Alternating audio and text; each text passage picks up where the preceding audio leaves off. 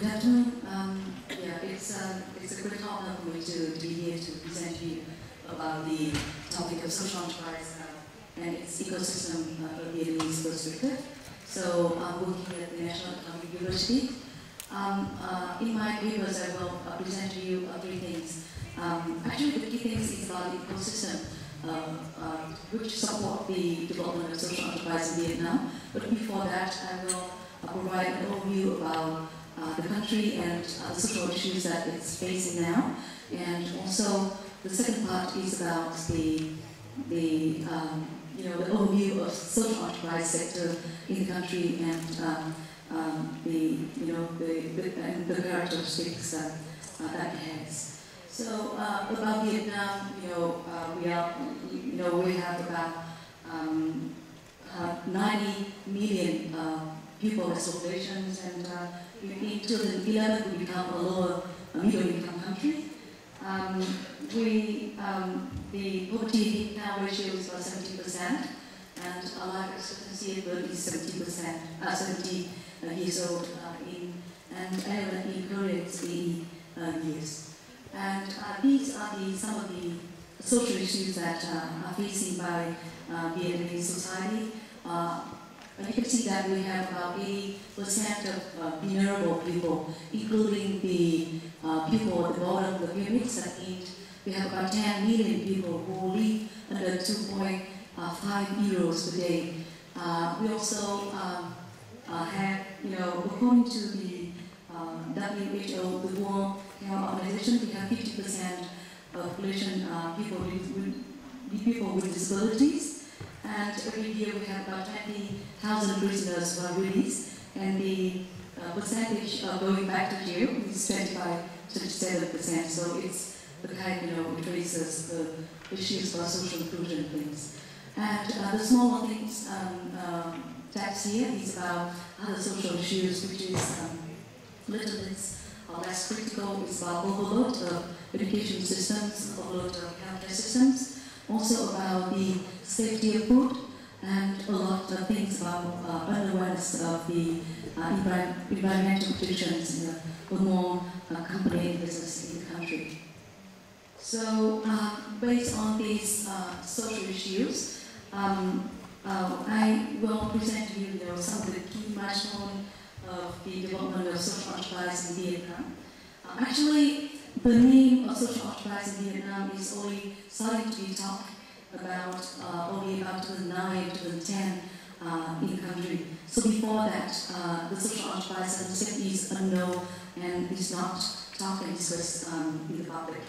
But in the form, even before the economic revolutions in 1986, we already have a lot of, you can see that we have 74,000 agricultural cooperatives who are a kind of main motive for economic development in an agriculture-based country like Vietnam. And after the economic renovations from the 86 to 2000, we opened the door to the world, and we have a big flow of ODA, the official aid by 2008. And this is a moment for development of civil society sectors, which about in 2000 we have 1,000 NGOs and about 300 professional associations. And in 2011 we are recognized by World Bank to be a lower middle income country. And once we are no more a least developed country, there's decreasing flow of ODA and from the international donors. And a very good news for us is last year, only at the end of 2014, in November, the Amended Enterprise Law of Vietnam recognized the existence of social enterprise with one articles defining what is social enterprise, and I will talk about it in my next two slides. You can see here, we have about in 2012 a statistic about 200 social enterprises in Vietnam.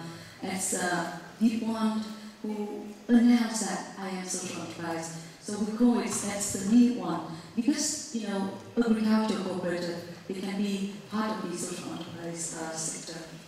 So you can see here we have about 16,000 different, 160,000 organizations, companies, small, medium-sized company, or charity, voluntary organizations, or NGOs. They could be a place which nests the social enterprise because they have some social missions inside that. In 2012, we conducted, to find what kind of businesses that the new social enterprise of over 200 they do, and in terms of legal status, 30%, more than 30% of them are registered at the center. It could be, like center of research or center of development, and NGOs, and company about 30%. Cooperative takes 10%, and business sectors, most of the, you can see that over half of the companies are in education and training, healthcare, and also a lot about the handicraft, about handicraft mainly made by people with disabilities. Very few companies doing business in environmental protections.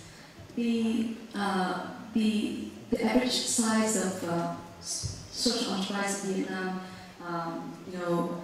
takes about 51 employees per company, where cooperative is a bigger size with 65 employees on average per companies. So many presentations is about the ecosystem of social enterprise in Vietnam. So for me, the ecosystem is stakeholders and different key players who support the development of social enterprise in the country. So it includes the government who support the policies, the financing, regulations, financial institutions who provide financing source, and even equity as a share ownership, education, especially higher education, and other training center who can provide training, consulting, research activity for social enterprise, and media we cannot forget, because I see that media play very important roles in raising awareness. Once the concept is still new and debating in the country. But we cannot forget intermediary organizations like NGOs who play, or even international donors, they play important roles in policy lobbying, awareness raising, and even incubating for the startup of the social enterprise. So I think you might interest in this slide. It's about, in the slide, I just draw out the key players in the country, because, just at the end of last year that we have the name, the social enterprise is recognized, legalized by law as one article. So actually all these things are key players and the current practice in the country.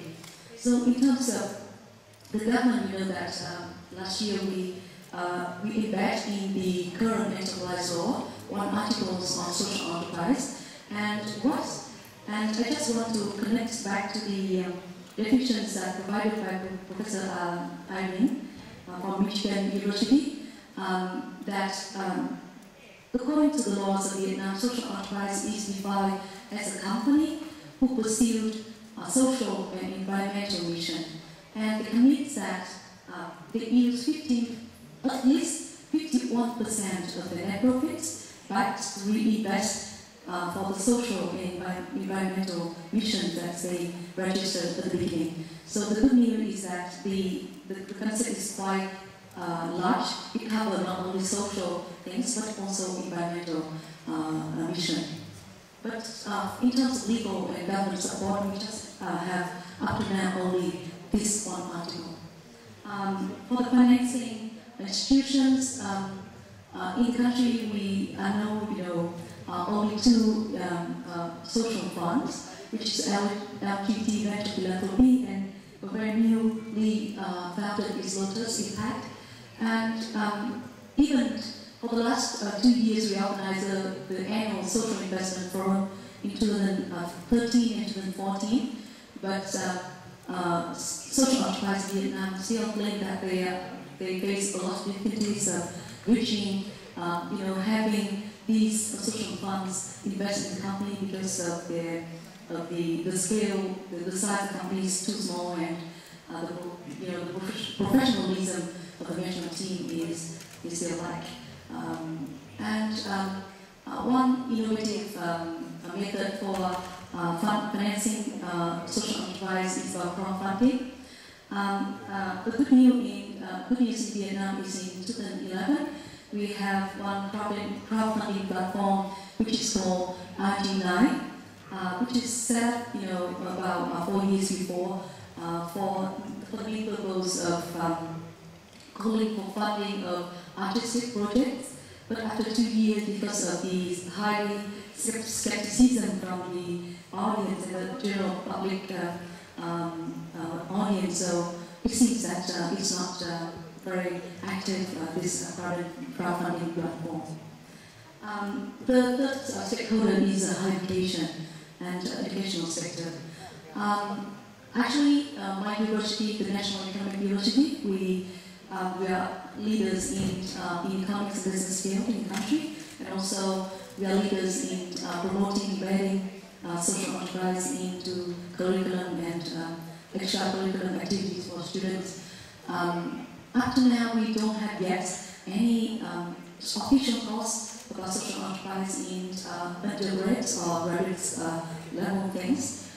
We bet in one chapters in one of the models, like in business ethics course or entrepreneurship courses, but we don't have yet the formal course on social enterprise or social entrepreneurship. But in terms of extracurricular activities, I think everywhere when I come to university, visit university, in interest, or before it used to be SIFE, student-free enterprise. It's a student activity, a global one. They play important roles in promoting social entrepreneurship among students in my universities and about 20 other universities in the country. And besides that, we also have student competitions on business venture competition in general, and also we encourage students to involve in global ICSE, the global social venture competition, and Eco Challenge. It's also a kind of social business competition in the region. So in terms of media, why I put media very important things. Like this morning, I had the chance to share with some colleagues. Is that I want to go here is about the roles of British Council, because I am here. I am invited by Professor Joe because British Council Vietnam introduced me to the organizers. British Council Vietnam play very leading roles in promoting social entrepreneurship, in the country. They organize field trip, they sponsor the research activities, and they even they do a lot of lobby activities so that the articles of social enterprise is included in the enterprise law. And last year, British Council signed an agreement with the Hanoi. Hanoi is the capital, the division of Hanoi, to make a series of programs of TV with hundreds programs, hundreds shoot of 10 minutes weekly on the topic of social innovation. So 101 with exchange of training, English training for staff of the televisions of the capital. So with this, 100 series of shoots, so it's raised a lot of awareness among the public about this topic. But we should not forget the roles of CSO, civil society organizations here. They could be, intermediaries, like we have two key players as the intermediary organization, which is the CC and SPAC, And before the conference, I had a chance to talk with the madam from the CAIS, Center of Social Entrepreneurship. We talk about, it seems easier to finance and educate people who already have social enterprise than helping them to start up a social enterprise. And actually, these two NGOs, intermediaries, SLAC, they focus on current social enterprise and help the existing one to scale up their business. Why ICSE is at the beginning of incubating the social enterprise. We see that British Council and Irish Ed, they, especially the Anglo-Saxon research activities and capacity building on social enterprise. And Oxford and Asia Relations also finance some of the microcredits activities and research in the country. And what is interesting is about the different, initiative here with different networks. The visit, all these networks just created for 1 or 2 years now, even at the beginning this year. Visit is about a network of students who interest in social enterprise. So it gather all the students, even interns and even the students who study in other countries, but they have some related areas, so they involve it and organize workshops and they support each other to start business. We have VSEN also, who started last year. VSEN is another network of social entrepreneurs in Vietnam. And at the beginning of this year, we set up the Vietnam Network of Scholars of the Social Enterprise, where I am a chairwoman of it. And in the network of scholars, the party members are all the key pioneers in promoting social enterprise. We have lawmakers, we have think tank researchers from think tank in the country. We have faculties, members, and we have CEO of these two intermediaries companies, and we have representatives from British councils as well. So actually, this is ecosystems. But we also, I also want to emphasize about the social enterprise here in Vietnam. And I find that Vietnamese company, they follow all the strategies that the social enterprise can pursue. But most of the cooperative, they follow empowerment strategy. That means the corporate, empowerment strategy that means the marginalized people or the bottom of the pyramid people, they own their own social enterprise. That means they become owners of their own business. So most of the cooperative are under the empowerment strategies.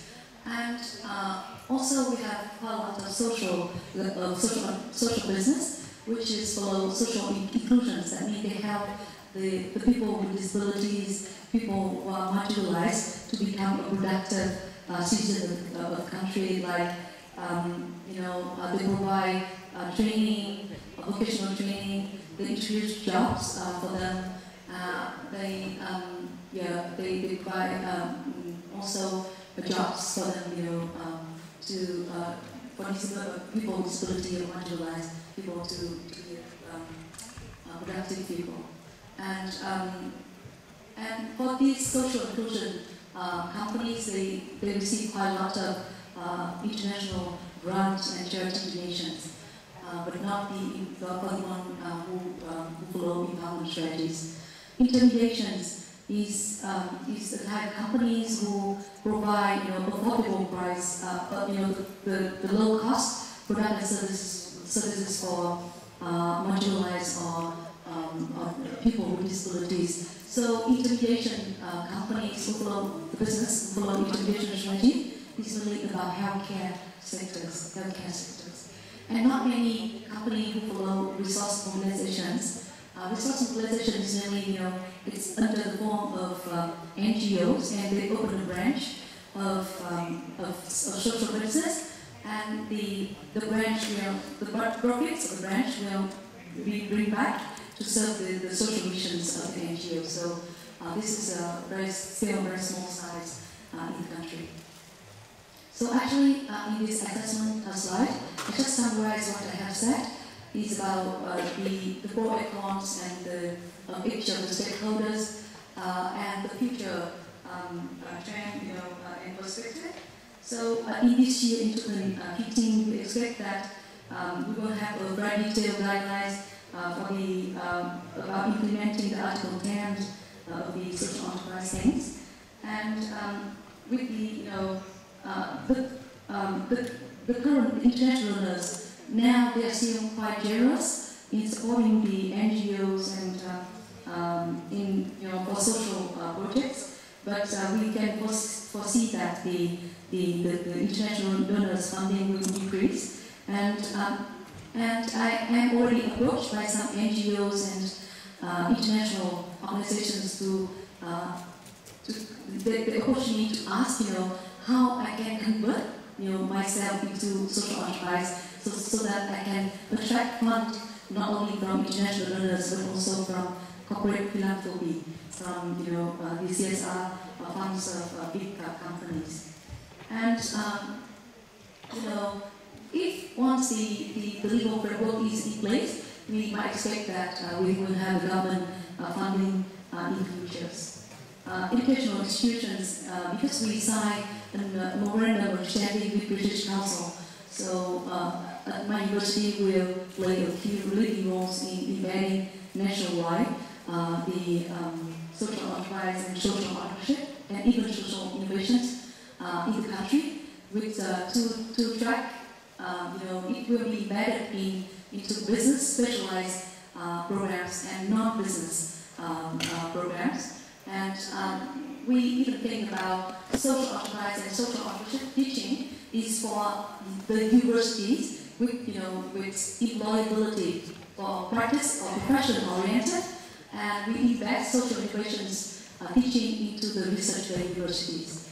And we can see that there's only a tendencies of converting NGOs into SEs, and of course we are also discussing with some NGOs to even setting up some institute or similar things here at Academy of Social Entrepreneurship, about providing short training and certificate for current social entrepreneurs in the countries.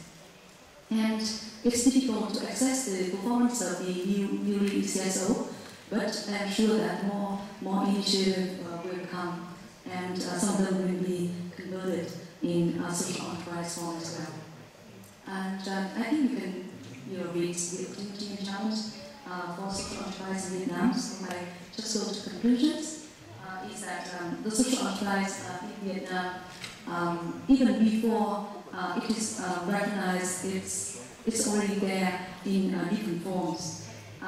But as a new social enterprise, it's in the baby step, and the newly amended enterprise law opens a big door for the development of social enterprise. But I think this is the big questions in every country is about the criticism about how to regulate social enterprise, because it might create some opportunism for other for profit-making business, and the government cannot ensure a fair playing field for all businesses in the country.